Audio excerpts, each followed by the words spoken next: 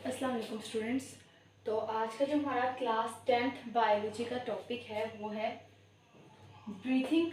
ठीक है, ब्रीथिंग को आज हमें डिस्कस करना है। गैशियस एक्सचेंज हमारे चैप्टर का नाम है, यानी इस चैप्टर में हमने क्या देखना था कि गैसें किस तरह से एक्सचेंज होती हैं, क्योंकि हमारे इन्वायरमेंट में हर तरफ गैसेस मौजूद हैं। ठीक है, तो लिविंग ऑर्गेनिजम्स गैसेस का कैसे इस्तेमाल कर रहे होते हैं, बेसिकली इस चीज़ को हमें देखना है।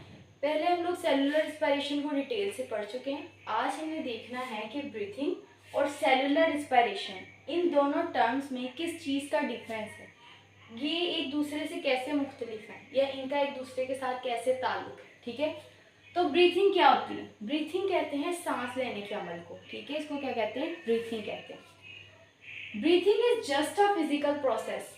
ब्रीथिंग जो है वो एक फिजिकल प्रोसेस है, यानी हम फिजिकली जो एयर है वो इनहेल करते हैं ऐसे, फिर एक्सहेल करते हैं। ठीक है, तो ब्रीथिंग में हमारे लंग्स इस्तेमाल होते हैं, फेस है, माउथ है। ठीक है, तो ब्रीथिंग क्या है? Breathing is just a physical process. ये सिर्फ फिजिकली एयर को हमारी बॉडी के अंदर, हमारे लंग्स के अंदर लेकर जाता है, जहाँ से फिर ऑक्सीजन बॉडी के तमाम पार्ट्स तक जारी होती है। ठीक है, तो ब्रीथिंग के जरिए क्या होता है? एयर हमारी बॉडी के लंग्स के अंदर जाती है, वहाँ से फिर ऑक्सीजन बॉडी के तमाम पार्ट्स को डिलीवर होती है। ठीक है, सेलुलर रेस्पिरेशन क्या है? सेलुलर रेस्पिरेशन में हमने पढ़ा था कि ये एक ऐसा अमल है कि जिसके अंदर सेल के अंदर कार्बन और हाइड्रोजन के बॉन्ड्स को तोड़ा जाता है ऑक्सीजन की मौजूदगी में। ठीक है, अब ब्रीथिंग और सेलुलर रेस्पिरेशन का लिंक कैसे है? जैसे ब्रीथिंग के जरिए से ऑक्सीजन बॉडी के अंदर जाएगी,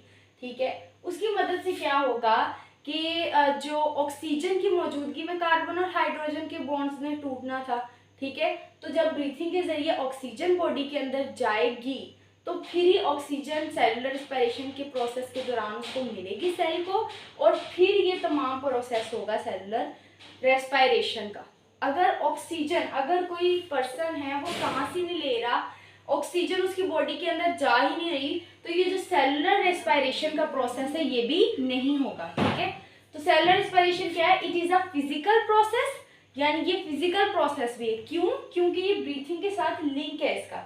ठीक है, as well as biochemical reaction, ये एक बायोकेमिकल रिएक्शन भी है, क्योंकि सेल के अंदर इसका पूरा एक रिएक्शन होता है जिसमें कार्बन और हाइड्रोजन का जो ताल्लुक है, जो बॉन्ड है, उसको तोड़ा जाता है और उससे फिर फर्दर क्या बनाई जाती है? एनर्जी, एटीपी के फॉर्म में। ठीक है, तो ये किस तरह से पूरा प्रोसेस लिंक हुआ? सबसे पहले किसी भी पर्सन ने क्या किया? ब्रीथिंग की, यानी सांस लिया। ठीक है, सांस लिया तो एयर उसकी बॉडी के अंदर गई लंग्स के पास, वहां से जो ऑक्सीजन है वो बॉडी के तमाम पार्ट्स में जो डिलीवर कर दी गई। ठीक है, तो बॉडी में सेल हैं। ठीक है, सेल, हमारी बॉडी का हर एक पार्ट किससे मिलके बना है? सेल से। सेल फंक्शनल यूनिट है हमारी बॉडी का। ठीक है, बुनियादी। अब हमने कोई भी ऑर्गेनिक फूड खाया, जैसे वो फूड हम इंटेक करेंगे उसमें कार्बन और हाइड्रोजन है। Organic food means healthy food कोई भी खाया है। ठीक है, अब उसके अंदर क्या मौजूद है? कार्बन और हाइड्रोजन। अब ऑक्सीजन ब्रीथिंग के जरिए बॉडी के अंदर चली गई। अब कार्बन और हाइड्रोजन के बॉन्ड को हमने ब्रेक करना है। जब तक हम उसको तोड़ेंगे नहीं तो हमें एनर्जी नहीं मिलेगी। ठीक है, तो जैसे ही ऑक्सीजन गई, सेल ने कार्बन और हाइड्रोजन के बॉन्ड को तोड़ दिया। ठीक है, और उसके नतीजे में हमें क्या मिल गई? एटीपी, यानी एनर्जी। ठीक है, तो अब ब्रीथिंग और सेलुलर रेस्पिरेशन, आई होप आपको अच्छे से समझ आ गया होगा कि ब्रीथिंग सांस लेने का अमल है और सेलुलर रेस्पिरेशन सेल के अंदर होने वाला अमल है जिसमें हमें एनर्जी मिल रही होती है कार्बन और हाइड्रोजन के बॉन्ड को तोड़ने से। सेलुलर रेस्पिरेशन की सही तरह समझ आपको पिछले लेक्चर को सुनने के बाद आएगी। ठीक है, उसके बाद है गैशियस एक्सचेंज, जो कि हमारे चैप्टर का नेम भी है, गैशियस एक्सचेंज। ठीक है, इसके नाम से पता चल रहा है कि इसमें क्या होगा?